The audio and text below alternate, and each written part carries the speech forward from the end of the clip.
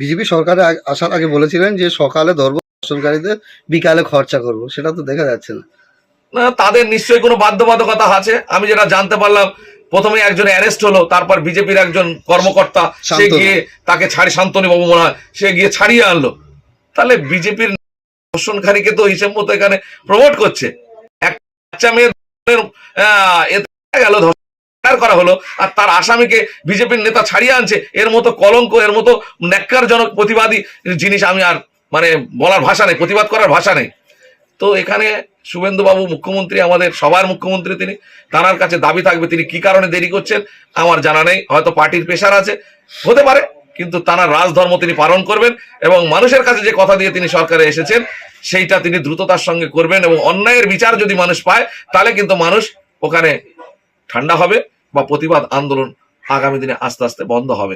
আশা করি তিনি তার দায়িত্ব সঠিকভাবে পালন করবেন, মানুষ সুবিচার পাবে এবং সমাজে শান্তি প্রতিষ্ঠা হবে। গতকাল যে উত্তপ্ত পরিস্থিতি হয় এবং শুভেন্দু অধিকারী তার পরিবারের কাছে ফোন করেন, এবারে সিট গঠন হবে 6 সদস্যর এবং আগামী মঙ্গলবার তাদের নিয়ে ভবানী ভবনে বসা হবে। এই জায়গায় স্থানীয় মানুষের প্রশ্ন হচ্ছে যে এখনই নয় কেন, এই যে দুদিন সময় কেন? আমি বললাম, আমি শুভেন্দু বাবুকে ধন্যবাদ জানাবো, মুখ্যমন্ত্রীকে, মাননীয় মুখ্যমন্ত্রীকে ধন্যবাদ জানাবো। তিনি তড়িঘড়ি পরিবারের কাছে ফোন করেছেন এবং তিনি সিট গঠন করে এটার একটা প্রক্রিয়া শুরু করছেন। এত শর্ট টাইমে ইতিপূর্বে অন্য সরকার কোনোদিন করেনি, এর জন্য ধন্যবাদ। কিন্তু ইনি যে সকালে ধরবো বিকেলে যে প্রতিশ্রুতি, সেইটা আমার যেন মনে হচ্ছে কোথাও প্রতিবন্ধকতার জায়গা কিছুটা হলেও হচ্ছে। কারণ তিনি তো একটা দলের প্রতিনিধি, একটা রাজনৈতিক দলের প্রতিনিধি, সেই দলের বাধ্যবাধকতা হয়তো থাকতে পারে, তার কারণে উনি হয়তো এর থেকে দ্রুত আর করতে হয়তো পারছেন না। কিন্তু তার এই উদ্যোগকে আমি সাধুবাদ জানাবো। আজকের কি আপনারা যাবেন? নিশ্চয়ই যাব। আমাদের দলের চেয়ারম্যান, আমাদের সবার প্রিয়, আমাদের ভাঙড় বিধানসভার বিধায়ক পীরজাদা নওশাদ সিদ্দিকী ভাইজান সেখানে আসছেন, পরিবারের সঙ্গে দেখা করবেন, তার দুঃখ যন্ত্রণার কথা শুনবেন এবং সেখানে যদি তানার কিছু করণীয় থাকে তিনি নিশ্চয়ই সেই কাজ দায়িত্ব নিয়ে করবেন। সেই উদ্দেশ্যে সেখানে আমাদের দলের চেয়ারম্যান ভাইজান তিনি আসছেন। আমরা চেষ্টা করব সেখানে তানার সঙ্গে থাকার। বিগত সরকারের আমলে আমরা দেখেছি যেখানে দর্শন হতো সেখানে কাউকে পৌঁছাতে দেওয়া হতো না। গতকাল রাতে দেখলাম মুখ্যমন্ত্রীর বাড়িতেও বিশাল পুলিশ বাহিনী ছিল, এটা নিয়ে কি বলবেন? পৌঁছাতে দেওয়া হতো না, সেটা হচ্ছে গিয়ে তাদের রাজনৈতিক স্ট্র্যাটেজি ছিল এবং ইতিপূর্বে ধর্ষণ হয়েছে তার সঠিক বিচার কেউ পায়নি কোনো পরিবার। এর কারণে তো সেই সরকারের বিরুদ্ধে মানুষ রায় দিয়েছে, রায় দিয়ে সরকারকে পরিবর্তন করেছে। এরকম আরো অনেক ঘটনার বিরুদ্ধে মানুষ রায় দিয়েছে। তো এই সরকার, এরা আজকে আমরা গেলে বুঝতে পারবো যে যেতে দেবে কি আটকাবে, দেখা যাবে। তবে আমার মনে হয় খোলা স্পেস, ওপেন স্পেস রাখলে সরকারের ভাবমূর্তি ভালো থাকবে। এই যে মানুষ উত্তেজিত আছে তাদের উদ্দেশ্যে কি বার্তা দেবেন? আমি সবাইকে বলবো, আইন কেউ হাতে তুলে নেবেন না। আপনার অধিকার আছে এই গণতান্ত্রিক রাষ্ট্রে প্রতিবাদ, মিছিল, মিটিং সংগঠিত করা, সেটা শান্তিপূর্ণ রাখতে হবে এবং আইনের প্রতি ভরসা রাখতে হবে। গতকাল আমরা দেখছি, গতকাল থেকে বারাইপুর সূর্যপুর এলাকা খুব উত্তপ্ত আছে একটি 12 বছরের নাবালিকা ধর্ষণ কাণ্ডে, কি বলবেন? দেখেন, এই বিজেপির রাজ্যের সরকারে আসার পর থেকে, তার আগে হয়েছে কিন্তু সেইটার আরো দ্বিগুণ পরিমাণে বেড়ে গেছে এই সরকার রাজ্যের ক্ষমতায় আসার ফলে।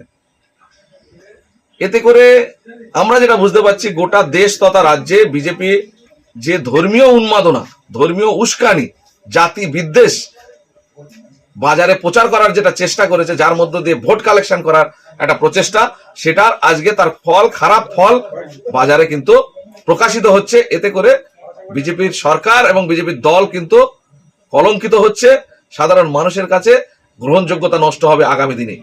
এই দেশ কিন্তু সবার, সংবিধান সবাইকে সমান মর্যাদা দিয়েছে, সমানভাবে অধিকার নিয়ে বাঁচার অধিকার দিয়েছে। সেখানে ধর্মের ভিত্তিতে মানুষকে ভাগ করে শুধু ভোটে জেতার জন্য এই যে অপপ্রচেষ্টা এই দলটা চালাচ্ছে, তাতে করে সমাজের কুফল আজকে এই প্রমাণিত হচ্ছে। প্রতিটা ক্ষেত্রে আমরা দেখেছি শুধু জাতি বিদ্বেষের কথা এই রাজনৈতিক দলটা বলে বলে মানুষকে বিভ্রান্ত করে, মানুষে কিভাবে আক্রোশ বাড়ে, কিভাবে রাগ বাড়ে, ক্ষোভ বাড়ে, সেটা কিন্তু তারা চেষ্টা করে যাচ্ছে। তার বহিঃপ্রকাশ হিসেবে একটা কম বয়সী ফুটফুটে বাচ্চা মেয়ে, তার আজ জীবনটা চলে গেল এই নরখাদকদের হাতে। যারা এই কাজ করলো তারা কিন্তু মনে হয় না কোনো প্রকৃত ধর্মপ্রাণ মানুষ বা কোনো দলের প্রতিষ্ঠিত নেতৃত্ব, সাধারণ হোক বা সমাজে কুখ্যাত হোক, এরা আজকে উৎসাহিত হয়ে যাচ্ছে রাজনৈতিক দলের কার্যকলাপ, প্রপাগান্ডা প্রচারের কারণে। আমি দাবি করব এই সরকারের কাছে অবিলম্বে সমাজের এই অবক্ষয় যদি বন্ধ করতে হয়, কড়া হাতে এই অন্যায় দমন করতে হবে, এর বিচার করতে হবে। আর সরকারি দল, তার দলের যারা এই ধরনের উৎসাহ দিচ্ছে, প্ররোচনা দিচ্ছে সমাজে এই ধরনের কর্মকাণ্ড তৈরি করার ক্ষেত্রে, সেই জিনিসগুলো রাজনীতিগতভাবে তাদেরকে বন্ধ করতে হবে, নইলে সমাজের এই হাল কোনোদিনই তারা কন্ট্রোল করতে পারবে না। আমাদের এই শাখা 7খানা বুথ, হাতিশালা থেকে পাইকাম, এর মধ্যে আমাদের কোনো শাখার অফিস ছিল না। 11 সালে যখন অন্য সরকার এলো, আমাদের যত অফিস সব তারা দখল করলো এবং ভেঙে দিল। আমরা তখন এই শাখার মিটিং আমরা এলাকায় করতে পারিনি। ভোজরাট পার্টি অফিস, বাউনঘাটা পার্টি অফিসে গিয়ে আমাদের শাখার তখন আমাদের মিটিং করতে হয়েছে। তারপর একটু যখন আবহাওয়া পরিষ্কার হলো, 1-2 বছর পরে ওই অফিস থেকে টেনে তারপর আমার বাড়িতে নিয়ে এলাম শাখাগুলো বসবার জন্য। তারপর আর একটু পরে কয়েক বছর ওখানে হবার পরে এবার আমরা ব্রাঞ্চের আমাদের বিভিন্ন জায়গায় যেখানে আমরা আমাদের আছে সদস্যরা, তাদের বাড়িতে বাড়িতে আমরা করতে লাগলাম। কিন্তু এইটা অফিসটা আমাদের ছিল না। আমরা অফিস নতুন করে আজকের এই শাখার অফিস আমরা উদ্বোধন করলাম, আমাদের নেতৃত্ব করলেন। শুধু আমাদের মিটিং নয়, এখানে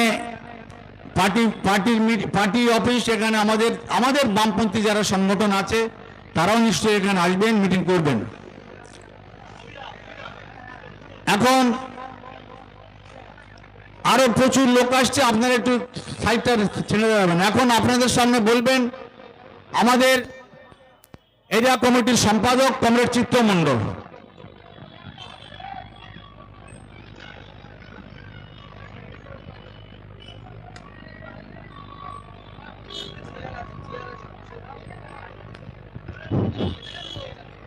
কমরেড সভাপতি, মঞ্চে উপবিষ্ট রাজ্য নেতৃত্ব এবং জেলা নেতৃত্ব, এরিয়া কমিটির সদস্য, উপস্থিত বন্ধুগণ